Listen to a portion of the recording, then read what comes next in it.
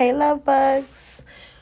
First, we're going to do a little stretch before we get into it. A little affirmation, a little hydration. Because today is this quick little tutorial on brows. Grab all your products and let's get going. So our very first thing we're going to do, step one, we're going to comb our brows into place, giving us the desired arch that we want. You can achieve this with the spoolie. Next, I'm going to line my brow. I'm using the NYX Wonder Pencil, but Anastasia Beverly Hills has one. It's all of your preference and also your budget. One is significantly cheaper than the other.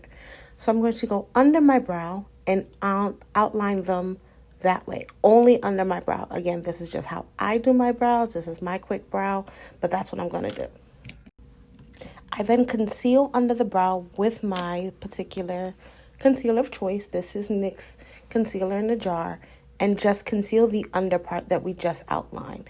This is going to give a much more desired effect for me, and where I'm going to place the product, it allows me to line it up precisely. So I'm just going to go in there with a detailed liner brush, and I'm going to go in and just line it up with my concealer. Next, we are filling in our brows. Today, I am using Benefit's Precisely My Wow in the number 4. I normally also like Fill and Fluff by NYX. It's an angled pencil. And anytime I give any advice, I always say, go for a pencil. It is easy to manipulate and use more than a gel and or pomade. And so next, I am going to outline my brow. I always start at the bottom and then go into the top to fill in the body of the brow. And as you can see, I connect to the tail and continue to fill in that body. I like to concentrate on that portion of the brow because that's what I feel like needs the most filling.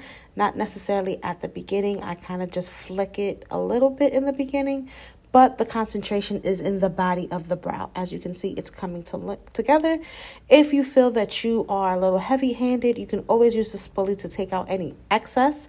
As you can see right there, I feel like it was a little scarce. So I'm going to continue to fill that in so that it's an evenly distributed product over the brow. I made a little boo-boo, which I'm going to clean up with my spoolie. And that's how you can use the spoolie as well. Not just for combing things in place, but you can also erase little mistakes like that. Precisely My Brow, it is a pinpoint pencil more so than an angled pencil, but whatever your preference is, it helps. Going back with my concealer, I'm going to go over the brow now and give it that cut clean shape.